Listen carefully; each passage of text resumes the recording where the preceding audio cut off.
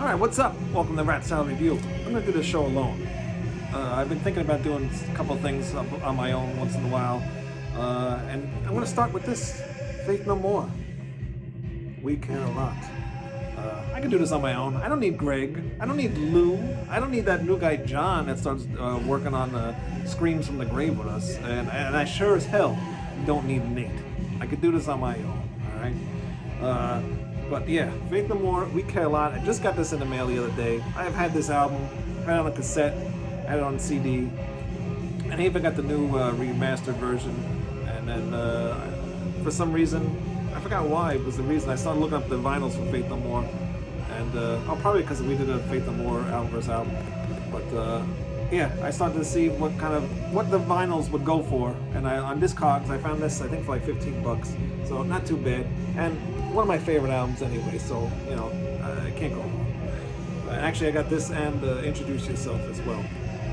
But that one is the reissue. This is actually the original More Damn Records version. And, yeah, the European license from Holland, yeah. So this is, I believe it's the original version. So anyway, one of my favorite albums. I always loved how the album cover, just very plain. I used to have this t-shirt somewhere. I probably still have it. And I love the picture of the band, how young they were back then. I mean, Jim Martin, look at him, he doesn't have his crazy hair and his crazy eyeglasses, his crazy glasses and his goatee or whatever. And, you know, even, look at Roddy's, you know, they all look young, you know. Just really cool to see the band, how they looked when they started out. You know, they definitely do not look like a metal band. They weren't really considered a metal band either. And probably, yeah, I guess Angel Dust, they would be considered metal. But, you know, never a straight full metal band, you know. Always had a punk type vibe to them, a new age or new wave or whatever type sound to them. But it's cool to see the actual, you know, inserts, you know, and then to see more pictures of the band, you know, during recordings and stuff. And I guess he would go to recordings in his ripped t-shirts. Probably had no money when they did this album, you know, which I'm sure they did. A lot of bands don't when they start out young like this. But I got into Faith No More with The Real Thing, like I'm sure everybody did when they saw Epic. I mean, that was an awesome song, right?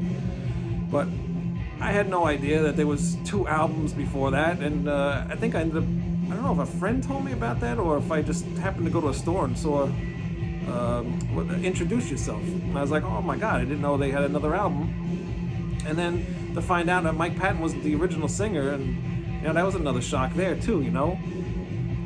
And I didn't really like Chuck Mosley at the time. I mean, he was kind of dopey sounding, I guess, in a way.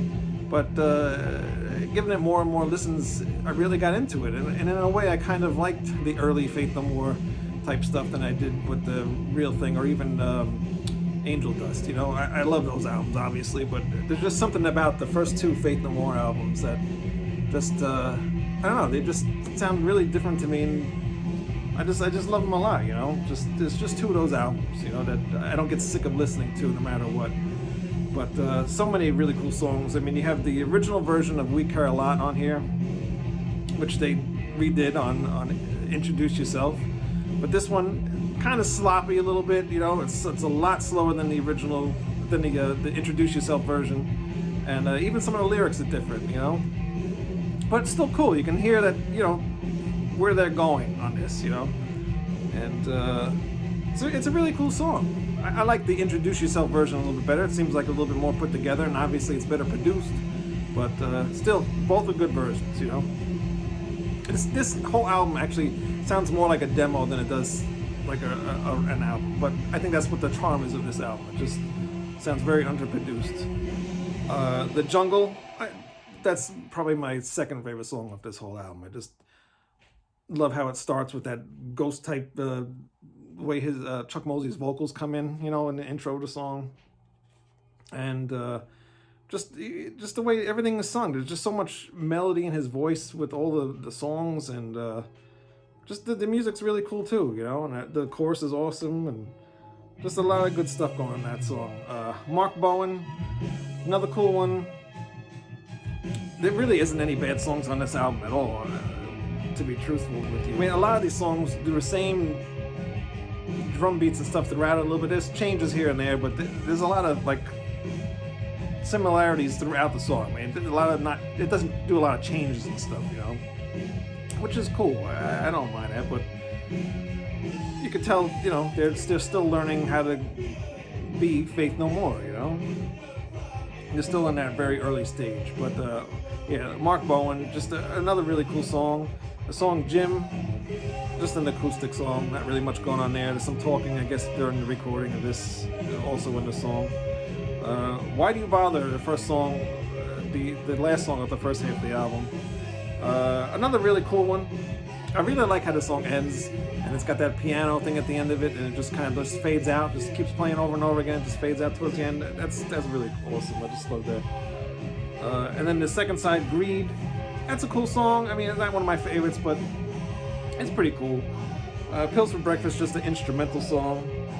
As the Worm Turns, I think from this era, I think that's probably one of their more famous songs. I wish they would have made a single out of it, you know, because when Mike Patton got into the band, you know, he would sing the song, and he made it a little better. I mean, I love the original version, I think, the most, but when there's a re-recording of it, I think probably around the Angel Dust era, and he did a lot of different things, kept it similar to Chuck Mosley's version, but a lot of extra sounds, and obviously better produced or whatever. But the original version, just, I don't know, it's playing on in the background right now, and I got goosebumps just listening to it, because it's just a very catchy song, you know. And it's a very relatable song too, because, you know, it's basically a person that's just like kind of like a loser and doesn't want to go get a job, you know, and a lot of people can relate to that.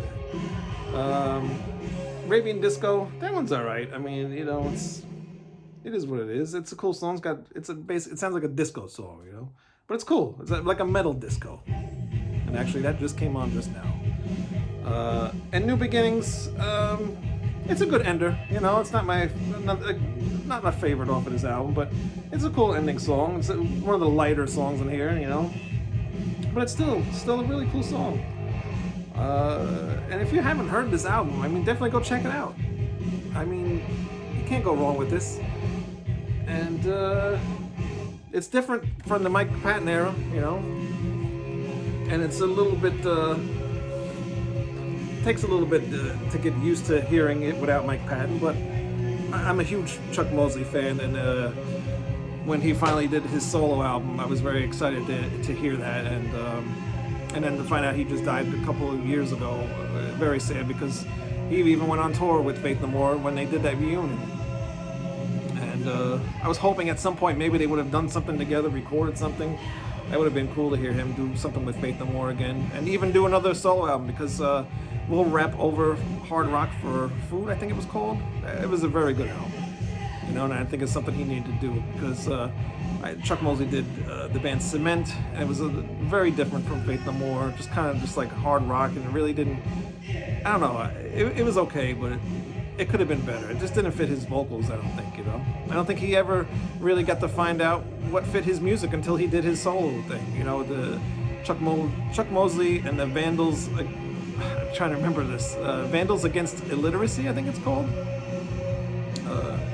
But yeah, if you go find that album, it is a very good album. And actually, there's Roddy Bottom's on that. They do a cover of We Care a Lot. I think one of the guys from Run DMC is on there as well. And then the guy, Jonathan Davis from Korn's on one of the songs. And there's a couple other special guests, but it's a very good solo album. So if you haven't heard that, go get it. But definitely, you're a Faith No More fan, and for some unknown reason you've never heard of We Care a Lot, go get it. It's not hard to get remastered now. It's pretty available. And I don't know, if you're into vinyl, get the vinyl. Vinyl's cool too. One thing I noticed too, and I don't think it's on my other version, it's got the Faith No More. I don't think that's on my other version. So I don't know if that means anything or not. But that's all I got for today. All right, see you guys next time. RatSaladReview.com. Faith No More. We Care a Lot. Go check it out. Bye.